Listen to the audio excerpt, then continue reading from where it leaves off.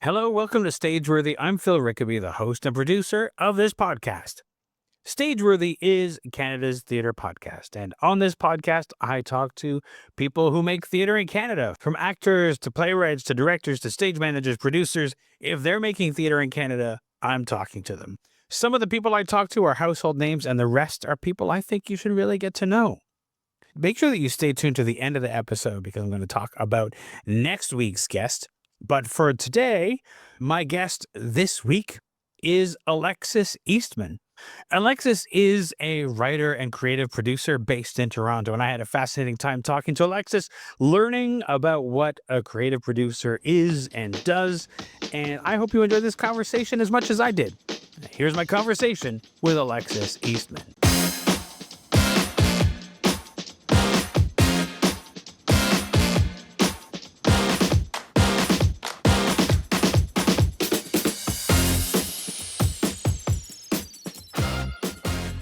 Alexis Eastman, thank you so much for joining me. I really appreciate it. You are a creative producer. Why don't we just start with what is a creative producer? How do you define that? I knew you were going to ask me this question. And it's something that I've been in the process of defining. I come from the Ashlyn Rose School of Creative Producers. There are several ways for folks that kind of think have come to that title. And I learned it from her at the Theater Center, where it's really about being part of the process as a collaborator in a producing way, which I think the image for me that is the clearest is like coming up with a stepping stone that we're going to land on during the process throughout idea, through development into premiere, and then hopefully whatever the goals are after premiere, whether that's touring or rewriting or putting it back on a shelf, supporting what that kind of the whole life of a project. Yeah. Yeah. How does the creative producer role, as you've described it, work with and integrate with, say, a director, for example? I think it's totally dependent on the director and the producer. And I think that's what's unique about calling someone a creative producer is like naming them as the idiosyncratic collaborator at the table. And I think a lot of times like that the producing role, maybe because it's about admin or cash or, it's like it's the person doing the contracts. It feels like there is like a singular or neutral or prescribed way to produce. And in reality, even line producers, everybody can do this very, very differently. For me, creative producing, it starts with a relationship with somebody in the project. And that's usually the core creator, but sometimes that's the director. Sometimes the core creator ends up being the director. Sometimes that person ends up being the performer. In the case of my big project right now with Adam Lazarus, we go back many years, like a long, long time ago. He was the mentor on a Paprika show that I was in. So we go like truly back to 18. But we struck up a collaboration between him and I as collaborators. So it's been that. In working with the directors, I'm creating and facilitating what they need to do their work. And for some folks, that is about staying out of the way because a lot of people don't have producing integrated into their creative practice because that hasn't been available to them or a part of the practice of the producers they've been working with. And some directors are really into it. It's like always changing. In a lot of cases, if you come from indie theater or something like that, especially if you're like fringe producing or things like that, you tend to be very fly. Like you don't have a lot of experience dealing with a producer. It can be Yeah. very difficult to figure out what that role is once you move from, the super indie fringe thing into like full production. And how did you find your way into the creative producing role? I graduated creative ensemble from York University. So that was the program before it was Devised theater. And I graduated in 2012. And I was like, okay, if I don't make a show this summer, I'm going to die.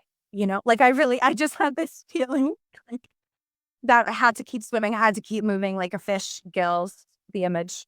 And so I just threw myself into a process.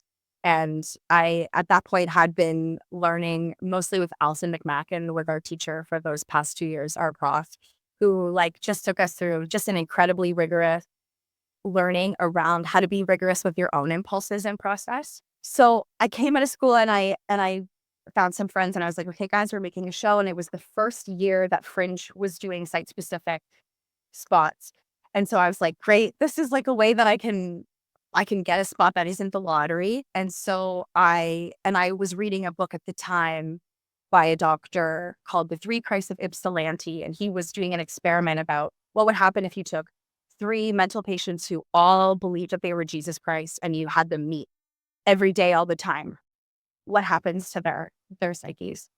So I was like, okay, great. I want to make a play about this and I'm going to do it in a church. So I pitched it to Fringe and they were like, okay, great. So I made this show called Christ, Christ, Christ in 2012. And I, had to produce that because somebody had to. And like you said, I was a kid in theater school and my relationship to a producer was nil. I had met Pat Bradley one time. I had a loose sense of Grant, but all I understood really was the mechanisms of making the show. And so I just kept running into all of these things that Fringe needed from me. I just kept getting these emails and they were like, give us a press release. Tell us how many tickets there are. Like, I was like, oh my God, you guys need so much. And I really was figuring out like what all of these requirements were just because I was like, oh, get out of the way. I need to get back into the studio and figure out what I'm doing. And that really is how I came to producing. I was like this byproduct of how I wanted to get my work done. I made another project. And then I really was like, okay, I've got to get out of retail. And so I started work. I went to the Humber Arts Admin Program. Shout out to Anne Frost, a queen amongst all humans, who saw me and she was like, oh, okay, yeah, you can do something. But I really needed some translation. So I did that program. And then I was working with Paprika. Then I was working with the Canadian Opera Company. And then I was at the Theater Center doing arts admin with a very cool project they had for a year called the Condo Project, just like an experiment with local condominium people who lived in the area. If you could picture the theater center, it's surrounded by condos. So it was like, what can we mean to all of these people who are our literal neighbors? And just being in that office was so exciting for me because I was trying at the time to focus on just creating my own work, making my own process, not having to adhere to grants or structure. Like I just was like, I just want to keep working on stuff like I did in school.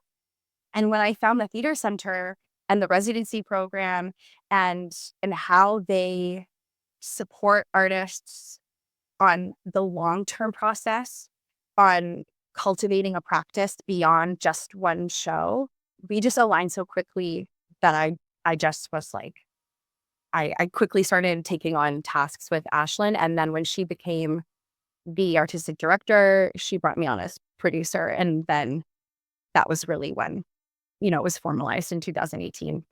The idea of working with an artist long term, I think it's something that doesn't come up enough in our theater world. It's a lot of times it's all short contracts. It's all like you do this show and then you're done. You get hired, engaged to write a play, and then you're done. You like the long term relationships and the long term creation doesn't really happen that often.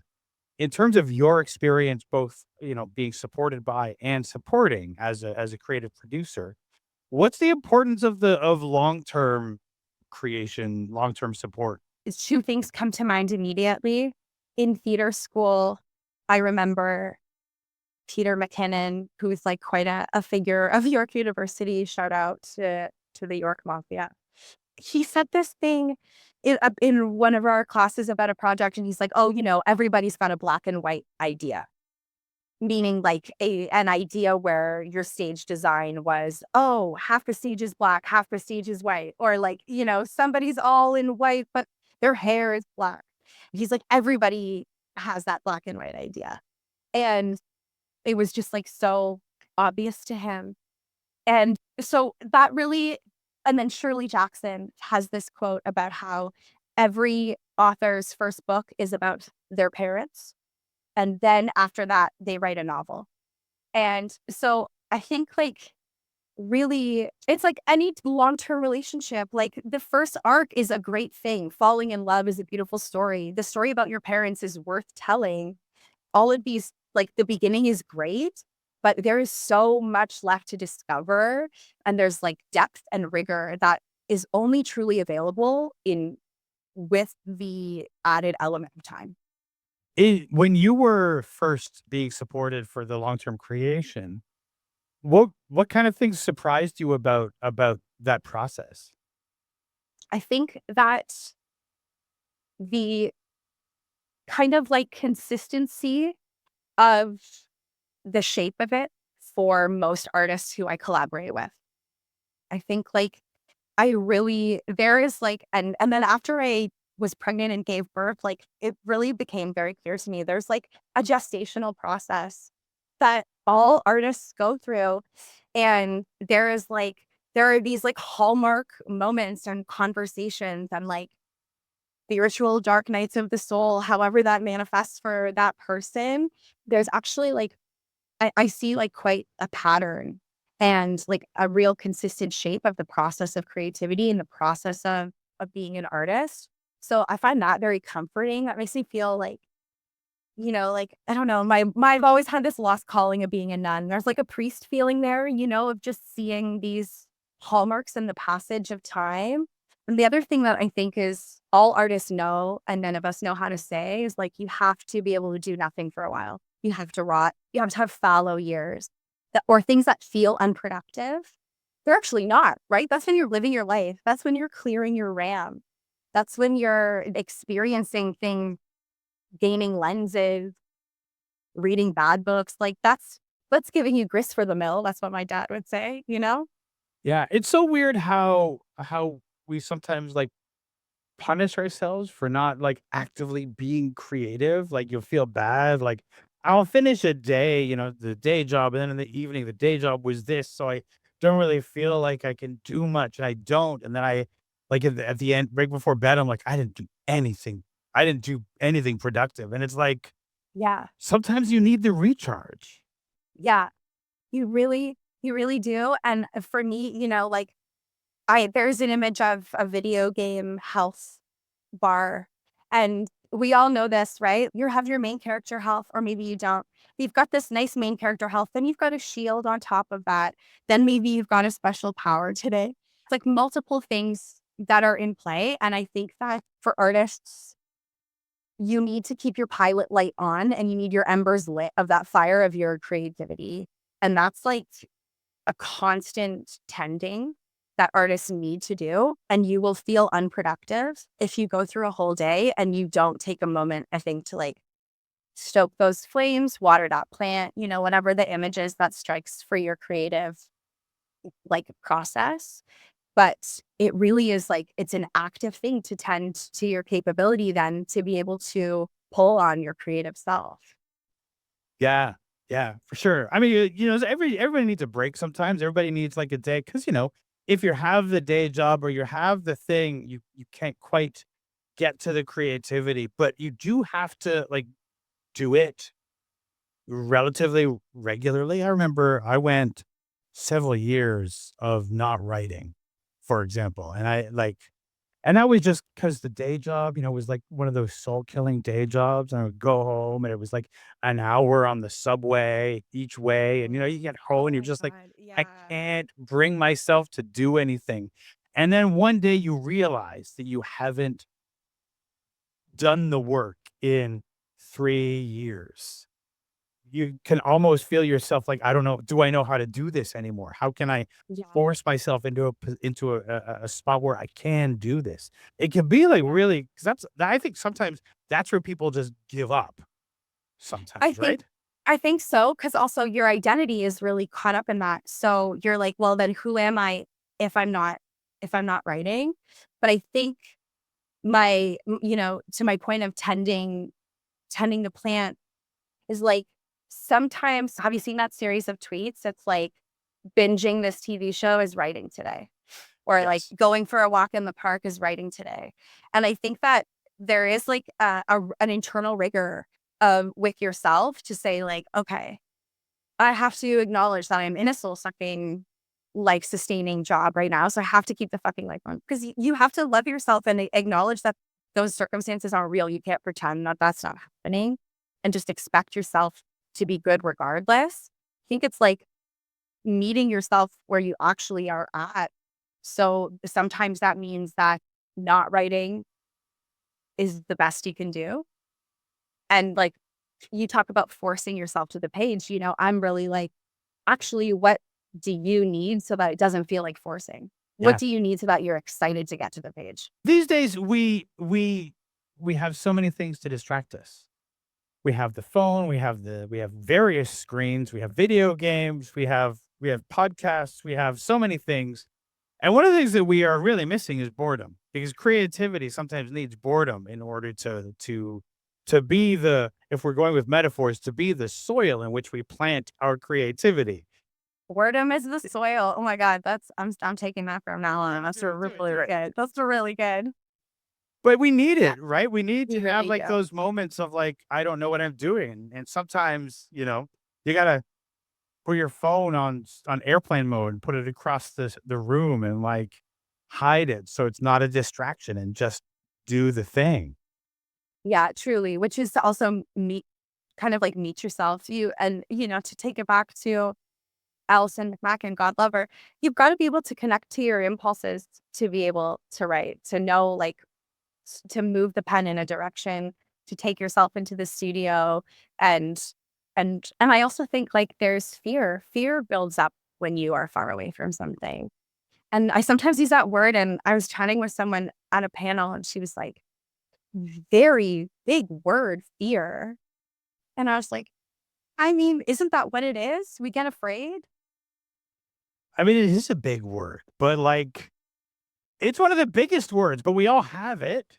Yeah. And we have to talk about it. We can't pretend it's not there because that's just denial, right? Yes. I read an interview many, many years ago with Hannah Moscovich in Toronto Life, and it said something like, like, what do you need to write? And she said Kettle One. And I was like, yeah, absolutely.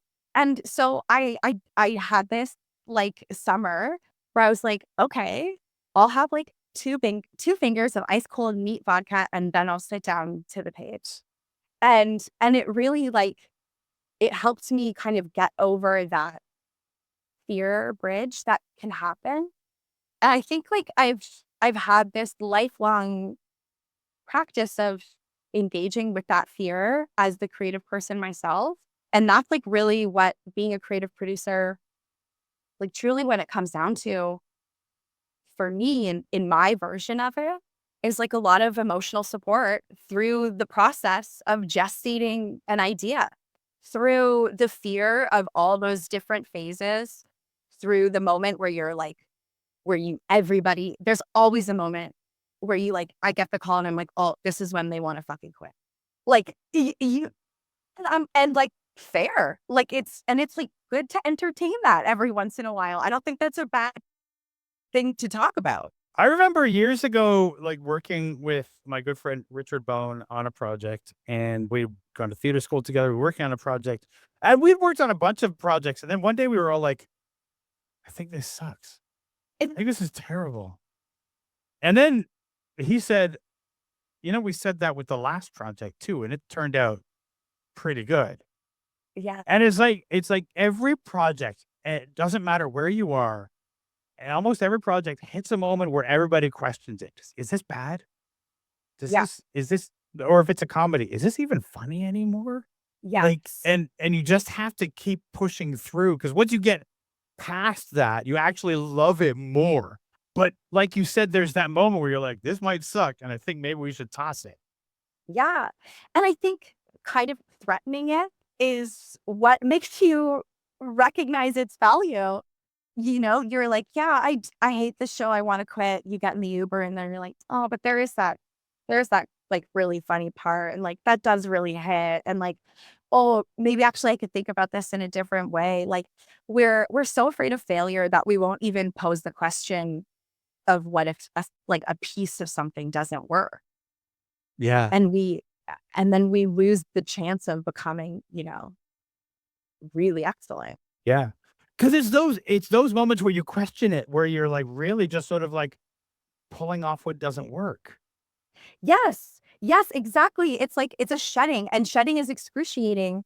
If like if you injure yourself and you're burnt, you got to get rid of the old stuff. That's brutal. We've seen the pit. Like we know that this hurts, but it's necessary for healing and to find the new skin, like I guess really I'm just like a metaphor weaver at this point. That's all I do. I mean, metaphors is so important because they put the image in your brain in a way that it sticks, right? Yeah. That's why we use metaphors to like fill in the blanks. And I mm, Go ahead. No, no, go please. ahead. I was just gonna say, and like I think it really helps me. I built quite a practice on it because I think it's also creative producing is a lot of like I try and do a lot of translating for artists. I think a lot of artists have like some level of institutional trauma, which they should, rightfully so. It's hard to feel taken care of by a large arts institution all the time and to not feel like they're worried about their larger season instead of you in your practice. And also, it's hard to be a creator and also be worried about the budget or like these like administrative needs. And so, like, finding ways to kind of buffer the blow of that admin, turn it into images that we can chat through, you know, be the translator between them and an institution.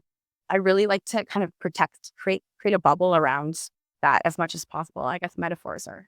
I'm realizing this in the moment. I'm like, I guess metaphors are really a tool I use for that. Yeah, for sure. It's funny because you were talking about like as if you're the creator, but also the producer. Like, how do you like what you have to do? I know for myself, when I've self-produced for various fringes, I figure out what I'm not going to have time for during the run, and I try to front load it. Okay, we need a poster early. We need a budget early. We need to know this early so that once it's done, once that's out of the way, I don't have to worry about that anymore, and I can concentrate on this show.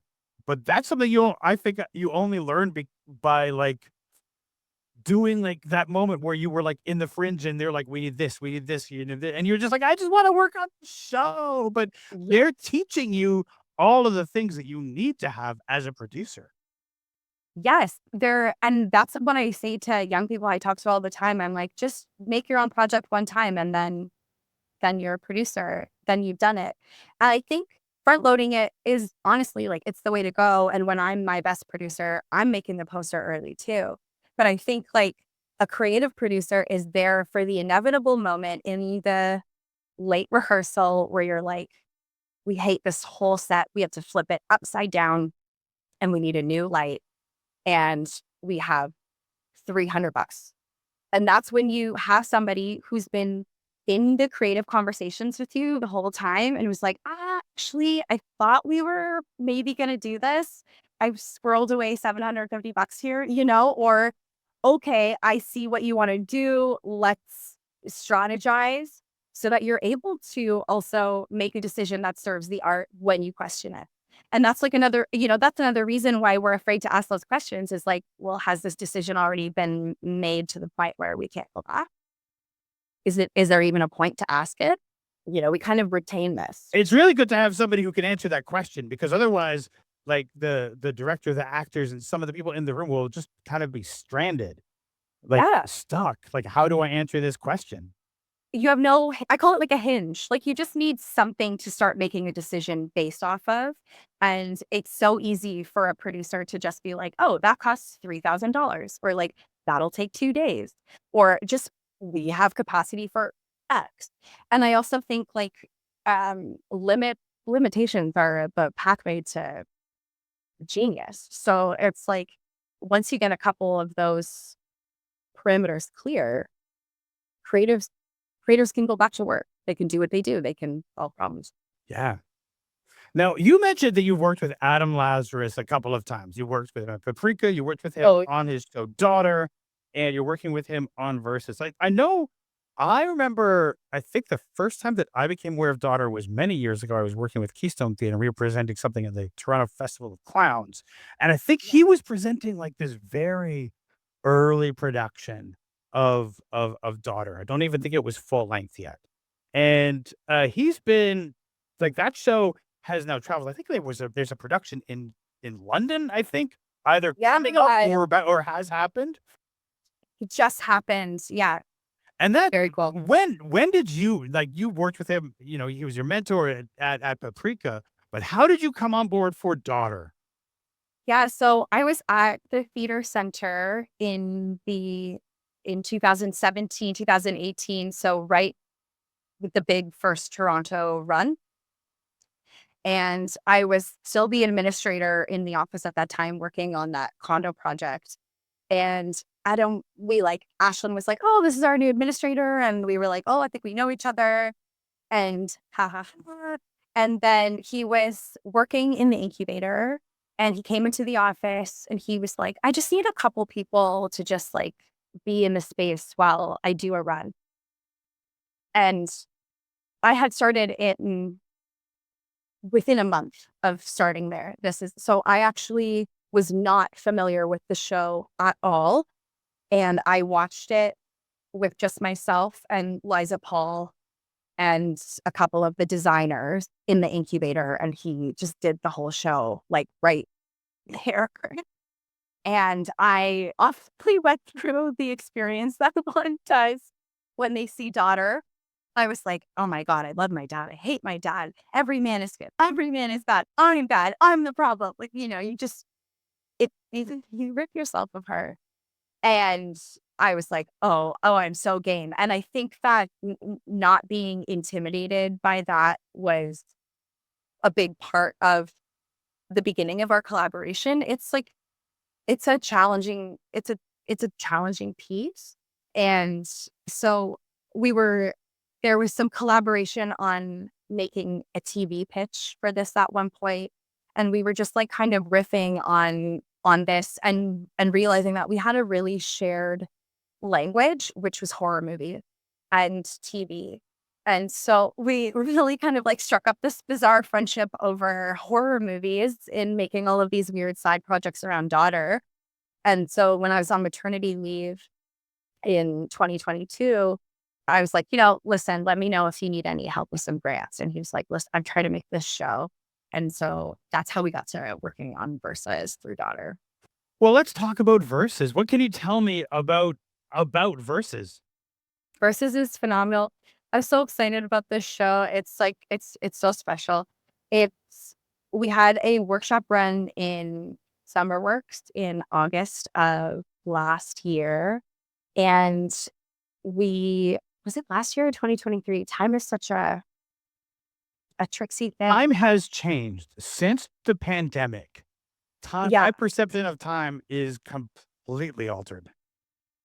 Do you have like a conspiracy theory about this, or do you just feel like we were all in our houses for too long? Personally, I think we're all in our houses for too long, but I have heard the conspiracy theory that during the pandemic we all sort of shifted to a new reality, and that's Yeah. why time works differently. I've heard both of those, but Mhm. I kind of think that we just spent too much time in our homes separated from other people watching Yes. Netflix, and now we don't have any perception of time. Yes. And with totally by accident, that's like sort of what Versus is about. We all were separated in our homes watching Netflix. We're totally disconnected from one another. Adam used to say, like the show's about this feeling. I know this is a podcast. I'm just like kind of shaking my head and like look stressed out. When you wake up in the morning and you're just like, you already feel late and stressed out and like you failed and like you haven't got enough protein or collagen and like, how do you live right? This like in 2026, like what does that even mean? And we're all dealing with this like kind of crushing rules and trying to do right in the face of also a lot of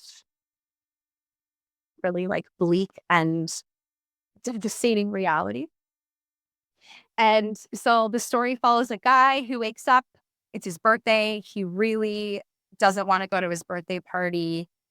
The audience is there. Like, maybe you could help him make a smoothie. Maybe somebody can walk his dog. The audience is like really into the show. And it's this really Gerald, the character, trying to figure out how to live right, taking the audience on this kind of practical effects driven adventure.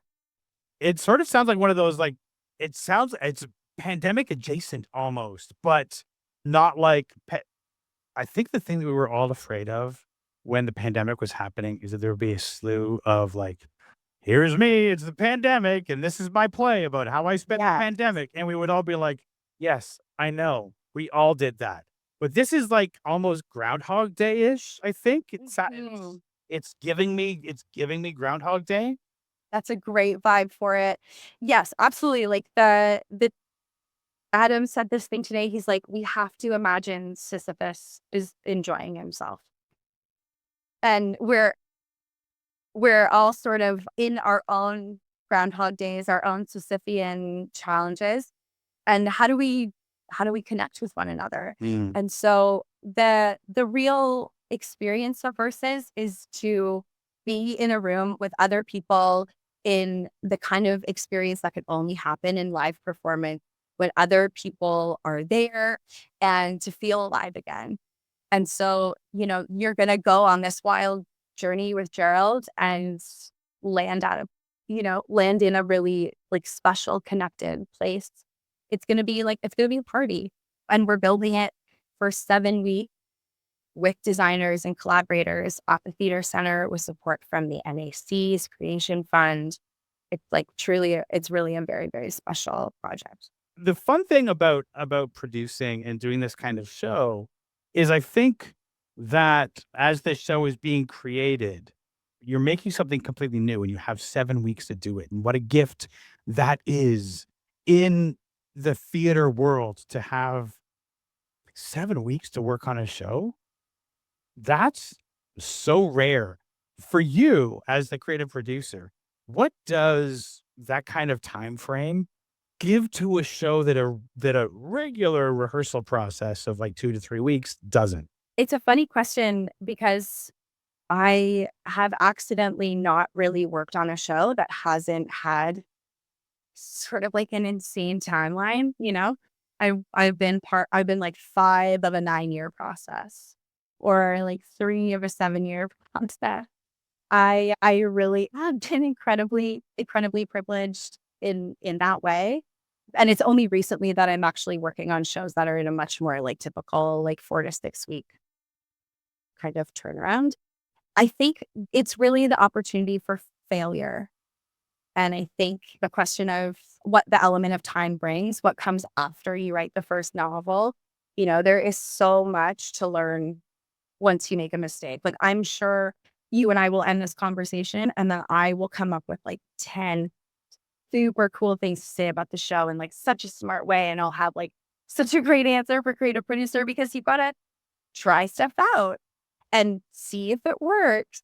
And then you learn, you get feedback, and you learn. And I think that's, yeah, that opportunity to fail is so, so huge. And to bring audience into the process throughout. Well, you have so much time to fail if you have that. Like, if you only have 2 to 3 weeks of rehearsal, there's only so much time that you have to, like, completely fuck things up. Like, Yeah. after a certain point, the pressure is on, you've gotta get it right, and so you can't fail anymore. But for 7 weeks, you have all the time in the world to, like, do some early failing so that you can, like, hit the ground running when you really need to step on the gas. You absolutely can. And then it also, offers its own unique challenges, like a sprint versus a marathon, right? Like, how do you sustain a collaborative process? This team for Versus specifically really operates on like as many collaborators in the room as much of the time as possible. Like, that's really what our investment is, in artists having the time to all be there and riff and try stuff out, and to also be part of each other's design process in a more holistic way. Like, how can you design illusions without knowing what the lights will be like. How can you light the set, not knowing if it's, anything about it? And those results are just that much more integrated and holistic, and they feel truer because they are built in conversation. Those elements are built in conversation with one another. I think you get a really fleshed out, thick, rigorous world. You got really something you can walk through. You've mentioned a couple of times that Sure. that you're a mom, I am. and Yeah. you're a mom, and you are somebody who's doing like the creative producing work. How has motherhood changed your perception of the work that you do? Yeah, like profoundly, which I really underestimated. I was pretty naive about. I remember being really like, um, well, I love the theater center so much. I will nothing will ever change. Nothing will ever change that. But I really couldn't conceive of leaving, of that world changing. But but also when I became a mom, I realized, number one, that a big thing about where my producing energy was coming from was the same well that I was drawing my maternal energy from. Like, it was the same thing. And I had to figure out how to separate those things. And I had to figure out how to do that in my own time. So that's why I moved to freelance, because I was like, I have to figure out what's mom, what's a producer, who am I? It was like a really big personal, you become somebody's mom. You really underestimate. I was like, just gonna have this quick baby and then I'm gonna go back to doing paperwork. And so it it demands rigor in all ways. I had to get really distinct about that energy because I have to be able to provide great energy to my kid and be a present parent and a caregiver. And that also like really demands my rigor and attention, because when I do have the time to produce, I'm like, okay, I want to show up to this prepared. I want to be present. I want to really be efficient in my work, and resourceful, and unintimidated, because I also like have given birth. So okay, we'll figure this out too. It's just 2 grand. That's fine. I think it's interesting how you initially had thought, I'll just have the baby and then I'll go back to doing what I did. And I wonder, I think that might be because we don't do a lot of talking about what parenthood No. really looks like. I think we rely too much on television, where if the parents stay out for 12 hours, they're going to come home and that kid's just fine, Yeah. right? Nobody's going to ask any questions. They're on And the TV. dishes are done. Yeah. There's no laundry built out. There's no homework. And then the reality is that you're a parent and that takes time. And Yeah. how, oh, let's be honest, how unprepared were you for the amount of work that parenthood takes? Oh my God. It truly just like a question. Like, I could not have been more humbled. And really, I remember, I said my 20s are going to be mine, and then I will figure it out in my 30s to be like, I took my time. I read books. I tried to be really prepared. But like truly had no perception of kind of like the holistic shift that would take place, like that, because my values changed. That's what I really underestimated. And I'm such a value driven person. I'm an artist. I'm a creator. I move based on my values, and my values move. Not just because I prioritize my kid more, because I see the whole world differently. And so I have to react to my own self changing. Like, you have to let life happen to you, right? Yeah. Yeah, absolutely. I'm curious, one of the shows that you've worked on was Secret Life of a Mother at the theater center. Yes. Wow. Was that was that a pre-pregnancy show or a post-pregnancy show? That was pre-pregnancy, and that's I love that. That was amazing for several reasons, because we prototyped audience childcare in the incubator. And that was like a side project that I did at the time for that.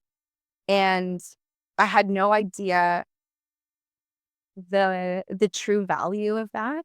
I was like, oh yeah, great.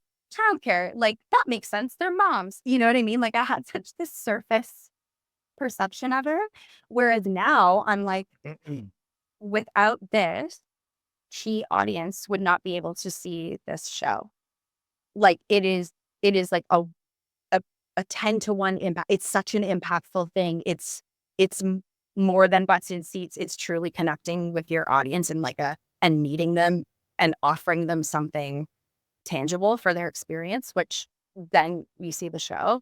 So reflecting on that and my perception of that was so fascinating. And then also, some of those stories that Mev tells um, are remained quite vivid. I'm sure they In my did. mind. If people do not know that show, there are moments in that show that like Visceral. visceral Storytelling. moments, visceral storytelling Yeah. that after that show, I don't think there's a person who left that theater that wasn't, I need to call my mom, Yeah. right? Absolutely. Yeah. Just like, and Mev at one point like shows the photos of herself bruised, Mhm. like after giving birth. It's just like, no, there was like lines of that show ringing in my head just throughout, but also a lot of other things like my perspective on childcare that started landing for me. And like the friendship and the care that Anne Marie and Mev and Hannah and Marinda De Beer, their stage manager and dramaturg, had for one another and for themselves and for them as mothers throughout the process was very impactful then, but even more impactful now. Like it's like it's hit me through time. Hannah gave me at the very end of the Crow's Run, she gave me this sticker, and it's this mom breastfeeding while eating a cheeseburger.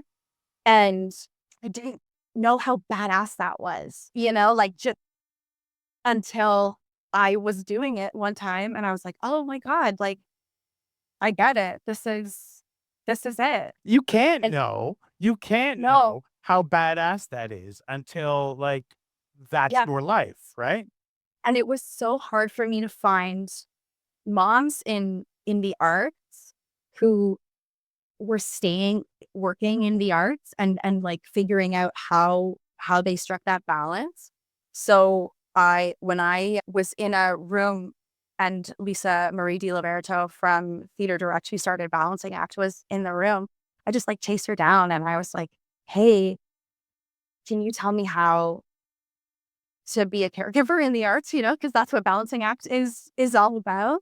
And we struck up a friendship, and that's how I've been now collaborating with Theater Direct and working with her and Kate there. Just working with moms in the arts has just been like, it's truly life changing. It's been so special.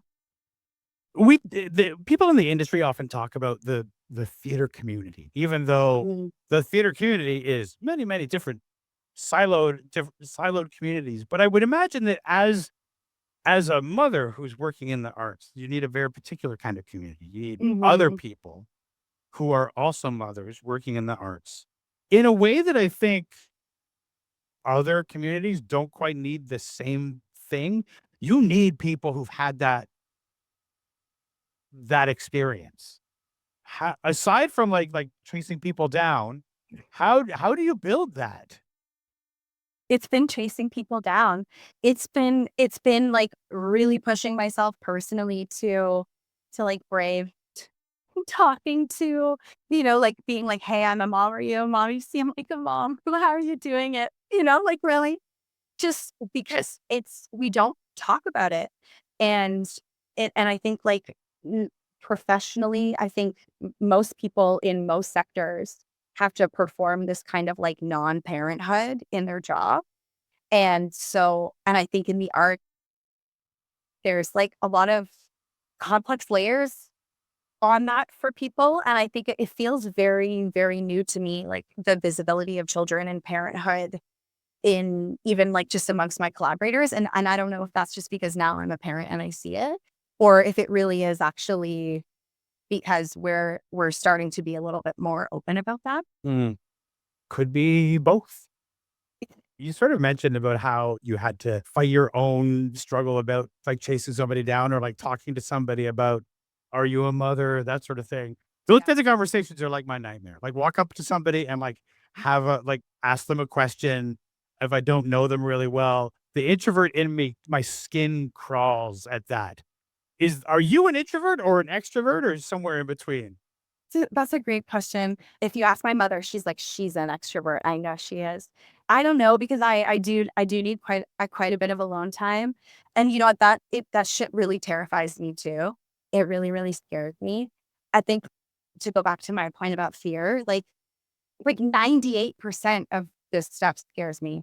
It's so scary to make a show that's brand new and try and get investors and build a pathway in creation and like bet on your future creative ideas. Like it's all very, very scary. I've really tried to like integrate that, figure out how to like just bring that fear with me.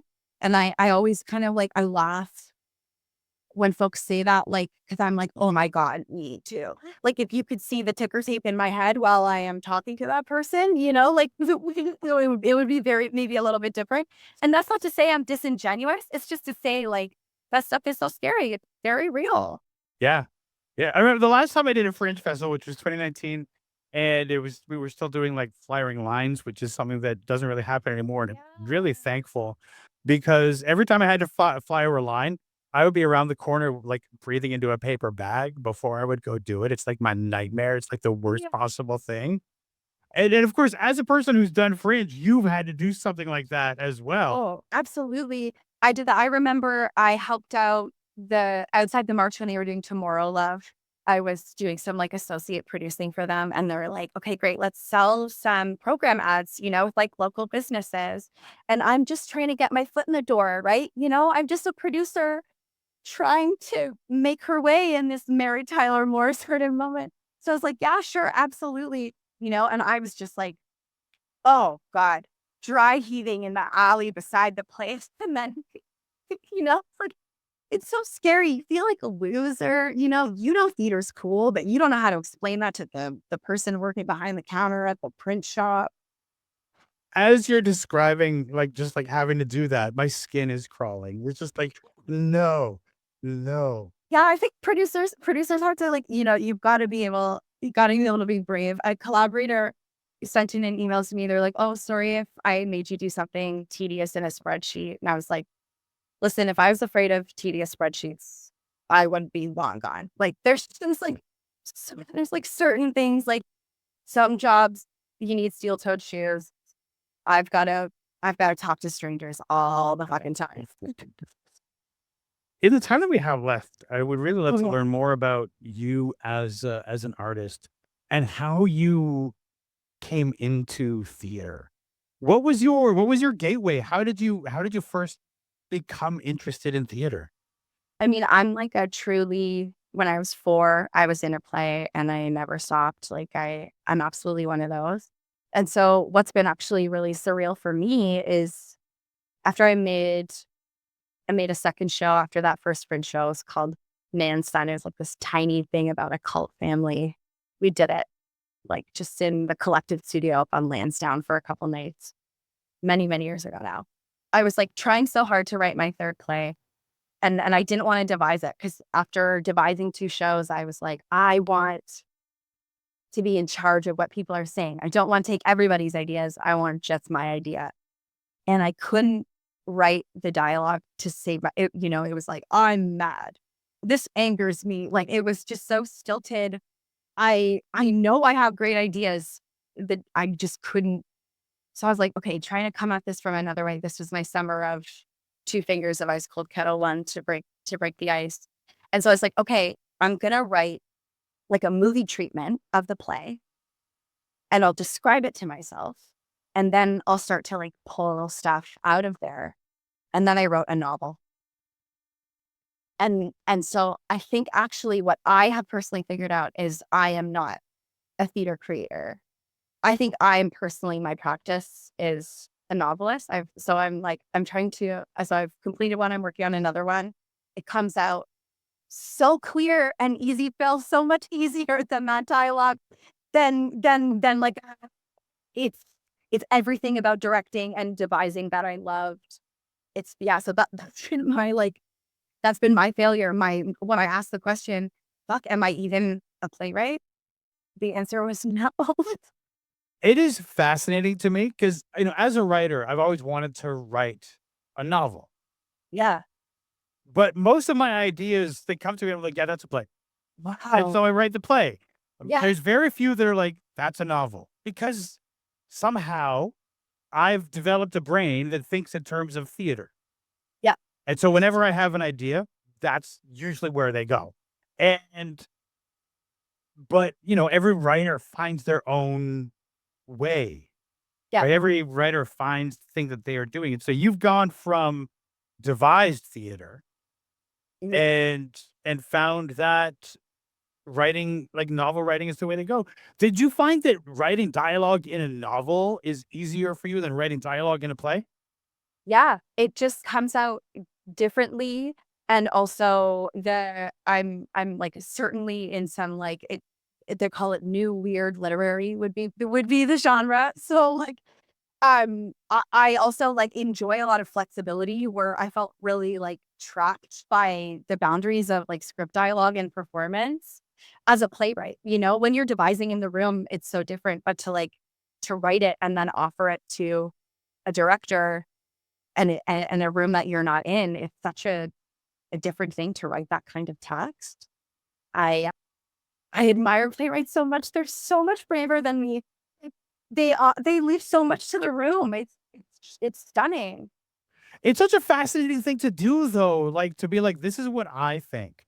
And then to be able to let go and go, and now I'm giving it to these people Yeah. to interpret and to come up with things that I never could have thought of. It's like the height of collaboration, right? I've done this thing, this is my part, and now it goes to you. That's beautiful. Oh, that's a really good I'm like, "Shit, am I gonna go write a play?" Like, I've gotta go back. Well, I'm actually curious because you mentioned that you were studying devised theater at York. Did you know about devised theater before you went to York? Like, how did you find Oh, your no. way into that form of theater creation? It was very similar to the theater center. I did not have a name for it, but in my local oh my god, I love a shout out to the Georgetown Little Theater, the GLT. Oh my god, I love them so much, Cat Heaven. I was given the opportunity to direct a few shows, and my process was super devised, and I had no idea. And so, at 16, I was like working with my like 12-year-old actor to figure out exactly how she wanted to move through the space based on her day. And, like these were already kind of shapes that I was working in. So when I did have that exploratory first year and I understood what creative ensemble was, I was like, oh, absolutely. And I didn't I knew I was not a conservatory actor. I just was like, I listen, I know I'm like a precocious kid and this will run out. And I do not actually have the ability to really be an actor. And so yeah, that was when Mark Wilson was running the program in that first year. And I was just so excited to do the audition, to make the 5 minutes. Just like was just the opportunity to respond to a prompt like that. I still think about. My whole thing was about good. I was 17. It was 5 minutes about how I wanted to be a badass because my mom didn't let me read Harry Potter because he was a warlock. Did Was that a prompt you chose, or was that the prompt that was given to you? No, the prompt was like something much, much more general. It was just like, it needs to be 5 minutes. You need to have movement. You need to have this. It needs to be personal. It needs to be that. And I just used it as this way to like, I used it as my first novel, my first Shirley Jackson. Like I made it about, I'm gonna hate my parents. Like, but it was just all about how I wanted to be a badass. I wanted to be like a cool girl, not one of these like, I went to a Catholic high school. My parents went to an evangelical church. I had like this kind of sheltered thing that I was really ready to break free of. Okay, was that something that was that actual, or was that something you just invented for the Oh show? no, that was true. That was Okay. true. And so Here, I have to ask, as a former evangelical myself, because not only did I grow up in the evangelical church. But then when I was a teenager, my dad went to seminary and became an Anglican priest. I am curious about how you, and if you found that you had to deconstruct a lot of the stuff that you were raised with in order to like just become a full person. Oh man. Yeah. Wow. It's quite a thing to shed that big dogma and to walk up to some of those things like sin and hell and those black and white concepts and just start to slowly dismantle those, how scary that is. And then just how much room and freedom and bliss there is on the other side of that. But it's so hard to do that on your own, like, just to, Yeah. like, because nobody in the church is gonna help you do it. You gotta figure that stuff out yourself, you know? Yeah, which is, I think, why I came out of theater school and made a show called Christ, Christ, Christ. That was about crazy guys who thought they were God, And like immediately, I'm interrogating, like, what even is this thing that we're doing? I remember, like, I truly was just like, it was so profound to me, and then this idea that there were other crucified saviors that existed in the world, and you just start pulling this thread of information and truth that exists outside of this small platter that you've been served. Yeah. It's frightening. It's so frightening. You gotta process it. So Well, I it's did it with art. and it's so hard because I think a lot of times the barrier that people have is that they've been raised not to process it. Don't Mm. question, don't ask questions, just Yeah. believe. Don't ask Yeah. questions, don't, and then when you start if once you start thinking critically, everything just starts to change. As it's their especially their relationship to you. Oh, that even that, I wasn't even talking about that. I was just talking about, like, just, like, coming to realizations. Yeah. Yeah. It's so surreal. And it's very I I think there are a lot of us ex-evangelicals in the arts, and I think I'm super fascinated with it, and because I would like to reclaim some of that spirituality. I feel like a very spiritual person on the other side of that, and I think, like, the arts has such this interesting relationship with all of it. It's been a very interesting experiment to, like, how and when I talk about spirituality in in my practice. I mean, it can be a dangerous thing to do, right? Like, Yeah. how is this a safe room to talk about that in, or do I reveal that about myself? And it's so hard to figure those kinds of things out because you don't necessarily know, like, how that conversation's going to go Yeah. in a room, right? And then I met this artist through the theater center, Thomas McKechnie. Do you know them? I don't know. And they are also, I think they're a reverend or a priest, and they did this work called Worm Moon, which was a ritual around the worm moon, which is like one of the full moons in like the lunar cycle in a year.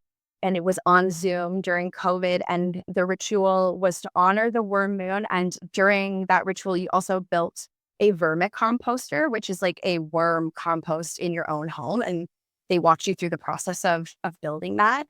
And Thomas like really allows their spirituality, like it's so present and unafraid, and accessible in their practice. It's been so inspirational for me to be like, oh yeah, like that enhances this, just like motherhood, like Yeah. my colleague, theater direct Kate said to me, like you're a better producer because you're a mom, not in spite of being a mom. And I think you're a better creator for having walked through that evangelical shedding and being able to like stand on the other side of it. You've seen some shit. You've got something to work with. Yeah. That statement of you're a better producer because you are a mom, not in spite of being a mom. Was that like a how was that to hear? Oh my God, like you just like literally just start crying and say, I love you. Like you just it's like one of those things that you call back on. Like it's a touchstone. It's so reassuring because it's also true. And it's not in like a way where I'm blowing smoke up my butt. It's like in a way where this role of being a mom has given me a lot of skills that I can now wield to be a producer. Firstly, I'm so emotionally regulated. And I can help a room stay calm and navigate the stress. That's super, super useful. That's beyond useful. How old is your child? He's 3.5. He's 3.5. So Yeah. you have like gone through tantrums. Yes, I've gone through a couple. Yeah. So if you can do that, you can handle any diva. Yeah. Because it's the same thing. It's a person who is like, I cannot tolerate my current circumstances. I am communicating that to you the best way I know. Yeah. Yeah. Absolutely. Absolutely. Just as we're really drawing to a close here, I want to talk a little bit more about verses, just briefly, in terms of like when can people see it? Yeah, so we are going to announce the details of a sneak peek that is going to take place at the end of May. But our details are still cooking up. But we're going to have a sneak peek at the end of May and then a premiere later this year. It's awesome. So like the sneak peek is literally that, and then hopefully the actual production. Like Yes, then it will be the full thing before it tours the world. nice. Knock on wood. Well, I mean, daughter has had like a quite the life. We It were just has. saying. And it was truly interrupted by COVID. Like it was at Battersea. It was I remember being in the office that day when I was like, okay, that's shut down. We had a team in Belgium and we were like, hey, the airport's closing. We have to get them out. That was so interrupted. And I think and I think there might even still be some more touring life left in there if Adam wants to do both these shows at the same time. Eh, I mean, hey, I'm sure he's got it in him. I bet. Yeah. Oh, yeah, absolutely. Well, Alexis, thank you so much for joining me. I really appreciate it. I've loved this conversation, and thanks for joining me on Stageworthy. Thank you so much, Phil. This was so fun. Thank you. Thank you for listening to this week's episode of Stageworthy. Before I get into who my guest is next week, let's take care of a little bit of housekeeping. First off, if you are watching on YouTube, please make sure that you leave a comment so I know that you were here, like the episode. And if you enjoy Stageworthy in general, make sure that you hit the subscribe button and click on that bell icon so that whenever a new episode comes out, you get notified that a new episode is available. If you're listening to the audio-only version, make sure that you are subscribed. Search for Stageworthy in your favorite podcast app, hit the follow button, and while you're there, it would be a real help if you would leave a rating and a review. Ratings and reviews help new people find this show. It helps to bump the podcast up in the algorithm in platforms like Spotify and Apple Podcasts, helping to put it in front of more eyeballs, helping to get new people and more people listening to the podcast. And so it would be a great help if you did that. Speaking of help, if you want to help me make this podcast, make sure that you join the Patreon. I can't do this show without the people who've chosen to back me on Patreon. Even though this podcast is available for free, it costs money to make a podcast. It costs money to have a website, to host the audio files and distribute them to all of the podcast platforms. Editing software costs money. Creating transcripts for all the episodes costs money. And in order to make this happen, I need the people who have chosen to back me on Patreon. I can't do this without them. And if you want to be one of the people who's helping to make this show possible, please consider becoming a patron. Go to patreon.com/stageworthy and become a patron. Patrons get early access to episodes. We have conversations about interesting topics in Canadian theater. And the more people who join as patrons, the more I'll be able to offer to patrons in the future. And so if you'd like to do that, if you want to help me out, go to patreon.com/stageworthy. My guest next week is Miriam Cummings. And I actually talked to Miriam about 14 years ago on a podcast that I had with a different name. At the time I went to the Montreal Fringe as artists were arriving. And I had about a 15-minute conversation with, I don't know, maybe 20 Fringe artists in Montreal. It was an exhausting weekend, but a really rewarding one. And I spoke to Miriam all that time ago. And so now I'm reconnected with Miriam to have a conversation about her solo work, crossing the country for the arts, and so much more. So tune in next week for that conversation with Miriam Cummings.